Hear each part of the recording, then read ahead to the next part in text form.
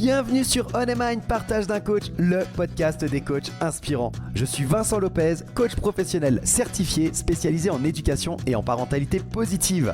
Mon objectif, démocratiser un coaching de qualité qui s'appuie sur un code de déontologie éprouvé.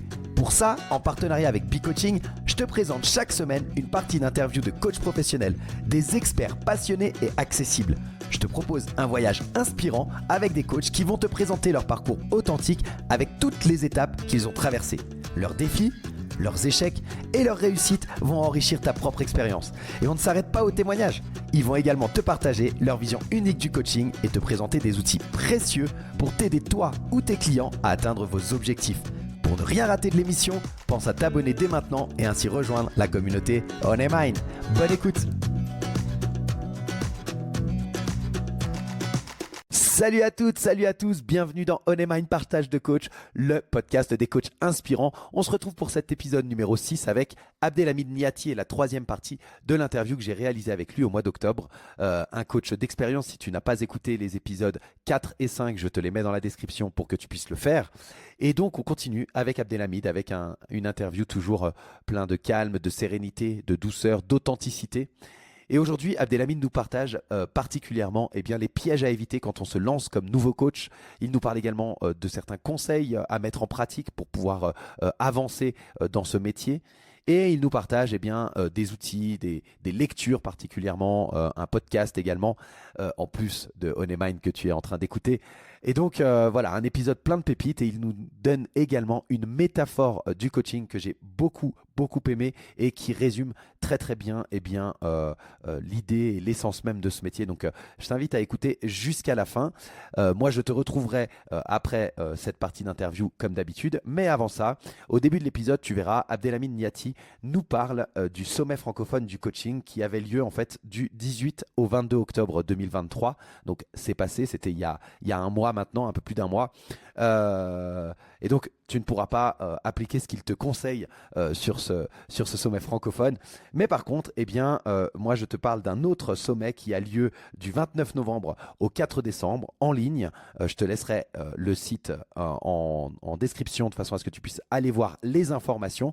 Ça s'appelle le Coaching Summit, c'est la 4e édition et c'est entièrement gratuit. Il y a des forfaits payants également en fonction des options que tu souhaites, mais tu peux le suivre de manière entièrement gratuite. Donc je t'invite à aller sur le site et tu verras le conseil d'Abdelhamid sur ce genre d'événement et vraiment ça peut marcher pour ce sommet-là, le Coaching Summit du 29 novembre au 3 décembre entièrement en ligne. Et puis je rajoute également avec mon partenaire B-Coaching, si tu souhaites en savoir plus, n'hésite pas à me contacter, à envoyer un message, à laisser même un commentaire de façon à savoir plus de choses sur B-Coaching parce que un des conseils donnés par Abdelhamid, c'est exactement ce que nous faisons au sein de B-Coaching, à savoir pratiquer et pratiquer et encore, quand on a encore un peu de temps, pratiquer. Donc n'hésite pas, si tu ne connais pas encore B-Coaching, rejoins-nous, c'est vraiment la possibilité pour toi de pouvoir pratiquer en confiance dans un cercle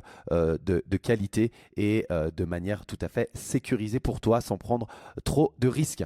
Voilà, j'en ai fini pour cet ajout au conseil de Abdelhamid. Je te laisse avec cette interview et on se retrouve à la fin de l'épisode. Bonne écoute.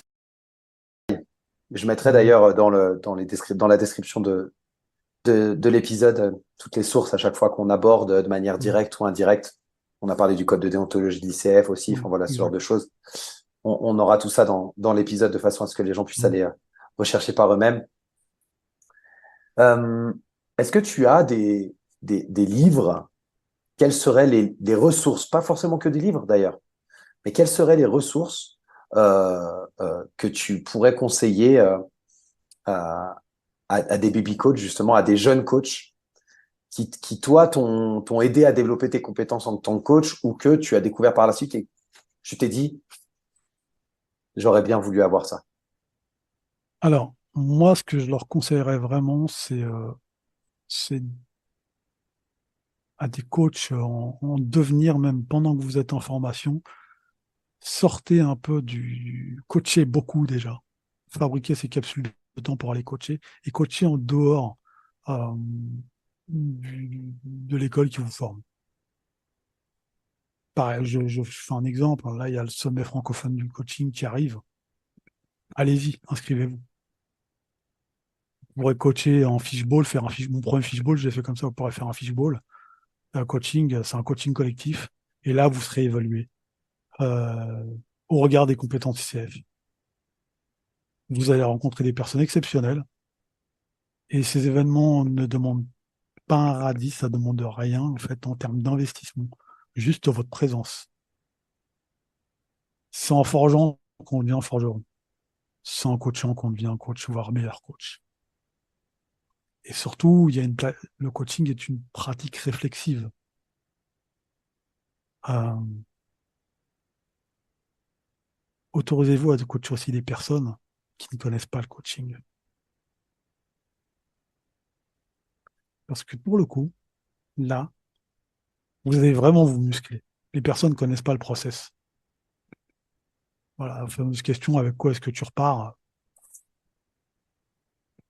Dit comme ça à quelqu'un de lambda, personne ne sait pas ce que c'est. Mais dit autrement dit, tu vois, à la fin de cette séance-là, qu'est-ce que tu voudrais avoir?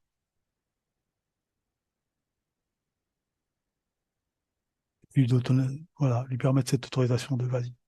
C'est qu'est-ce que tu vois? Tu peux le noter, hein. Qu'est-ce que tu voudrais avoir? Puis on se note un objectif comment? Parce que c'est de la co-construction. Donc, vraiment investir des lieux comme ça. ICF en fait, il y a le Sommet francophone du coaching, il y a pas mal de lieux comme ça, d'événements qui tournent sur le coaching toute l'année. Donc, faites-le. Et faites un peu comme moi, créez des événements. Voilà. Créez vos événements à vous, avec votre couleur, votre marque de fabrique, votre personnalité, votre histoire. Sur un LinkedIn audio,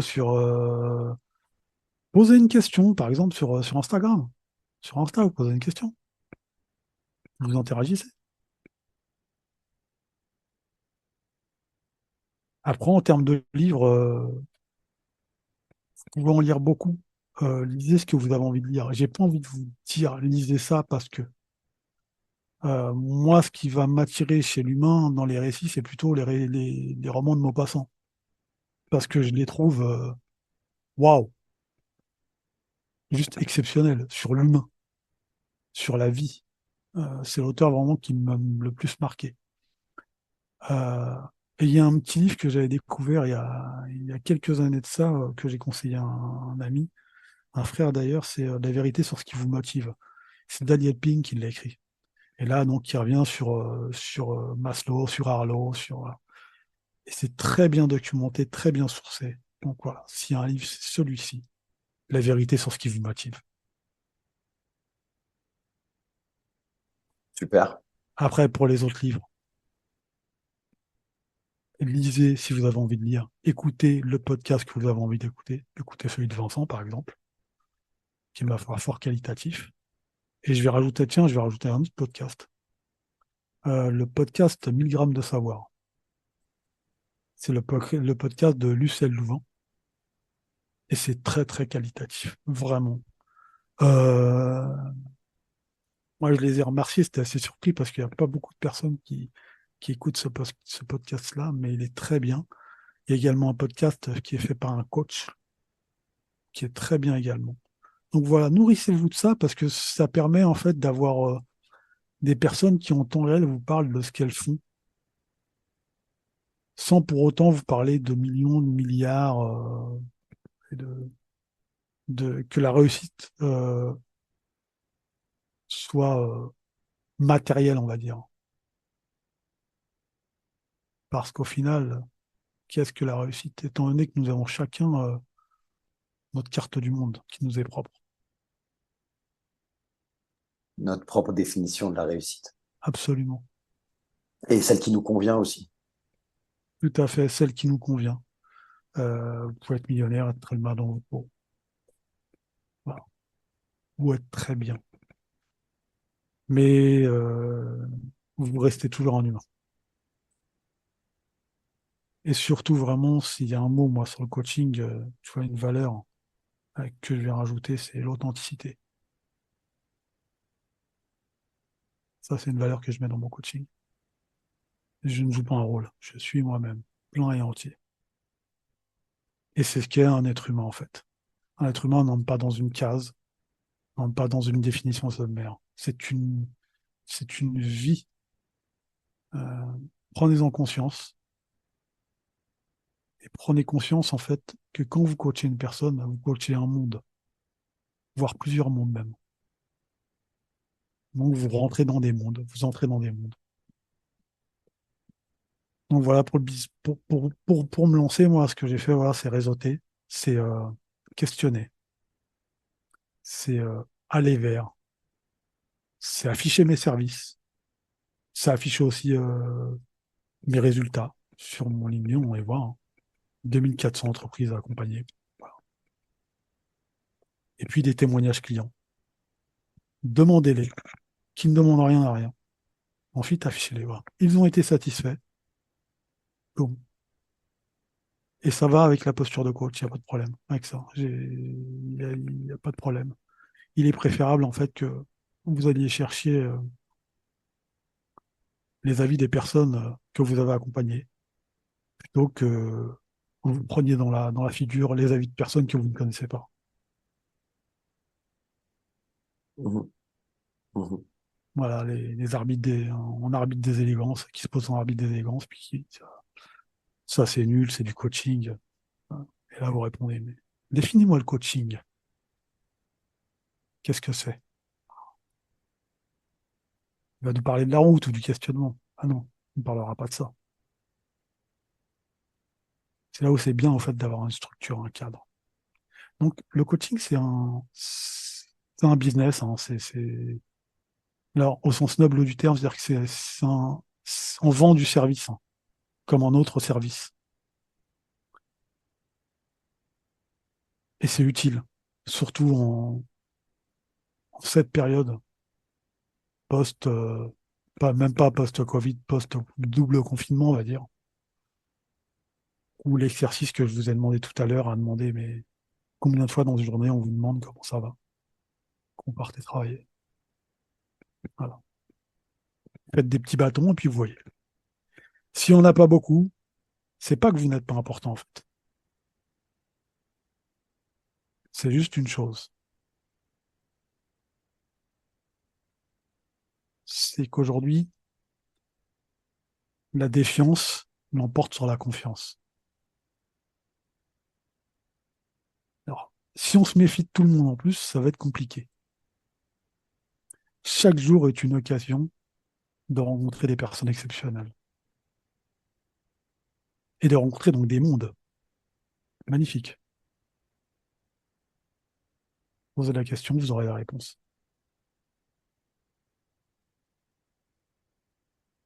Ah, il y a beaucoup, beaucoup, beaucoup de qualité dans ce que tu dis, beaucoup de contenu, c'est une richesse. Il faudra écouter le podcast à plusieurs reprises pour les jeunes coachs pour pouvoir en tirer toute l'essence. Merci. Euh, Si tu devais citer deux ou trois, enfin, peu importe, le nombre n'est pas très important, pièges à éviter lorsqu'on se lance en tant que coach, pour tous les nouveaux coachs qui nous écoutent, quels sont les pièges que tu leur mettrais en lumière? Alors, de vouloir coacher tout le monde, ça c'est un piège. Voilà, de dire un peu jeter des bouteilles à la mer en se disant ça va lui arriver. Bon, les bouteilles dans la mer, physiquement, elles ont deux destinations. Soit elles coulent, soit elles reviennent à la plage, à leur point de départ. Donc, plutôt, voilà, éviter tout ça, vraiment l'éviter. L'autre chose, c'est vraiment ne rentrer jamais dans la performance. Dire forcément, je dois y arriver. Il doit sortir quelque chose du coaching. Non, non. La personne que vous coachez, c'est elle, en fait, qui va déterminer elle-même ce qui va sortir du coaching. Elle l'aura fixé avec vous. Vous n'en êtes pas maître, ça évolue. C'est un être humain. Voilà, ça, c'est les deux choses. La troisième chose, c'est de se dire à éviter, euh, c'est de lire plus que de coacher, en fait. Se mettre à lire beaucoup, beaucoup, beaucoup de livres Et comme le dit ce cher Alain Ricardon, en lisant beaucoup de livres, vous aurez appris à lire. Mais le coaching, c'est faut coacher, coacher, coacher. Et c'est ça, en fait, l'essence du coaching. C'est de coacher, coacher, coacher, coacher, coacher. Tout en économie, ça, bien entendu. Faites attention à votre énergie aussi. Ça, c'est... Voilà, si je peux rajouter un conseil. Alors, si vous êtes fatigué, évitez de coacher. Parfois, évitez de coacher. Si vous êtes malade, tout ça, parce que il y a beaucoup d'informations que vous allez perdre en route et vous ne serez pas là. Vous ne serez pas en présence. On parlait de la présence tout à l'heure, vous ne serez pas en présence. Euh, ouais, vouloir faire du nombre, faire beaucoup de séances par jour. C'est-à-dire, je vais caler, allez, 10 rendez-vous dans la journée. Là, vous vous mettez en danger. Tant sur le plan physique que sur le plan mental. Parce qu'accompagner des humains, c'est absorber aussi. Les personnes vont partager des choses avec vous qui sont lourdes. Parfois, elles vont pleurer. Pleurer, c'est humain. Si on a des glandes lacrymales, c'est qu'il y a une raison. C'est pour que ça descende, hein. La tristesse est une émotion qui n'est ni bonne ni mauvaise. C'est neutre. J'ai une nouvelle pour vous, les émotions sont neutres. Ça vous aide à avancer.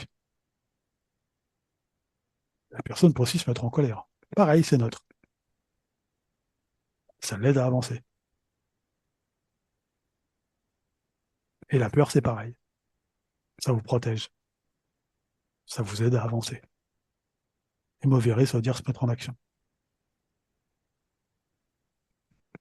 Pas de performance. Pas de je veux coacher tout le monde, donc je prospecte à tort et à travers.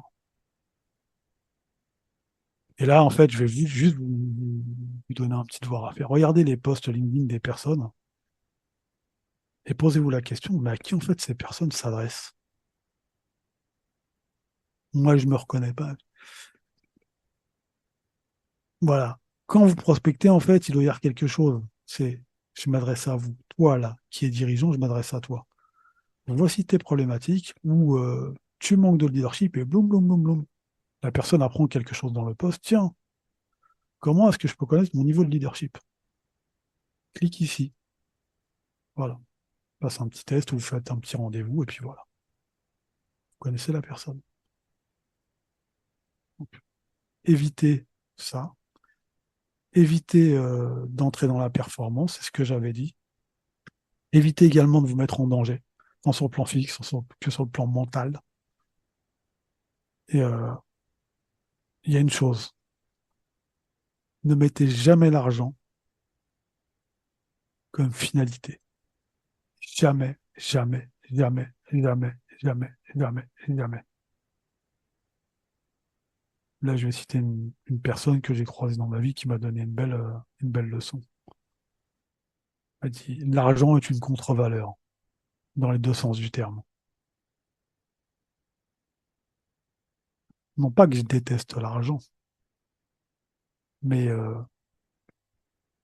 si on en revient à mon accident de tout à l'heure, quand j'étais à l'hôpital, j'avais mon portefeuille sur ma table de chevet, ma carte Visa, tout ça, ma montre et mon téléphone. Et ben ces trois objets ne pouvaient rien faire pour moi. Par contre, mon frère, ayant appris ce qui m'est arrivé, est rentré de vacances, il était en Inde, et tous les soirs, en fait, il était avec moi. Et en fait, il pouvait déposer et ma douleur partait. Il faisait du coaching. Il m'écoutait. Je m'évadais, je n'étais plus à l'hôpital quand il était là. Voilà. Tous les portefeuilles de la Terre et les mondes de la Terre ne voudront jamais la présence d'un humain bienveillant et qui vous aime. Ouais. Et qui s'intéresse réellement à vous. Exactement, du véritable intérêt. Mhm. Chaque personne est importante. Superbe. Merci pour ces conseils très avisés. J'allais te poser les questions sur la gestion du temps et l'énergie pour être efficace en tant que coach. Tu y as répondu spontanément sans que je vienne dessus, donc c'est parfait. Préservez-vous, faites attention au nombre de séances que vous faites. Hmm. Faites vraiment très très attention à ça, hein. Moi, j'ai 10 années d'expérience d'accompagnement de l'humain. Faites attention aussi à votre investissement émotionnel, le fameux drame dramatique à vouloir aider les personnes. C'est pour ça que préférez le verbe accompagner, intégrez-le. Les personnes ne sont pas en train de se noyer. Et même quand vous êtes dans des situations où les personnes n'ont pas de toit, tout ça, il y a des dispositifs qui existent pour, en fait. Donc, les personnes s'occupent de ça. Moi, je travaillais avec ce type de personnes qui géraient ce type de situation. Assez difficile.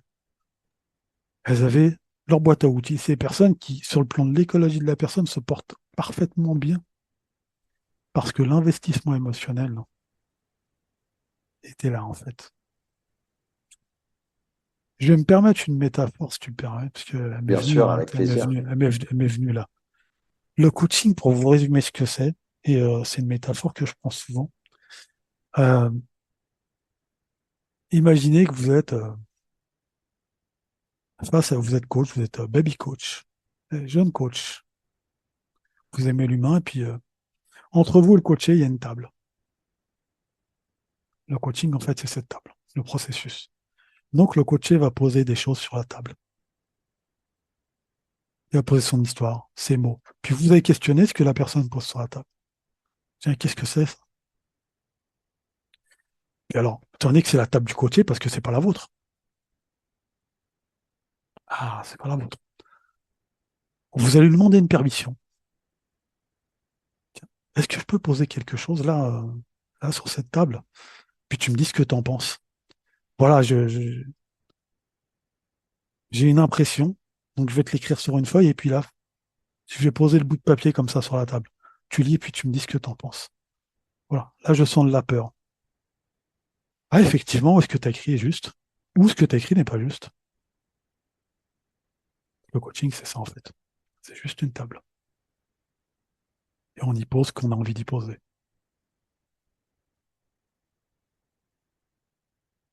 Et le meilleur outil, c'est vous. Parce que plus vous mettrez d'outils entre vous et le coaché, plus la table va s'allonger. Et le problème est le suivant, c'est plus la table est longue, et ben il faut des mégaphones pour s'entendre. Et le son des mégaphones, c'est pas terrible, hein. Et même avec voilà, on coach pas avec des téléphones. Donc, garder la table étroite, c'est un moment privilégié.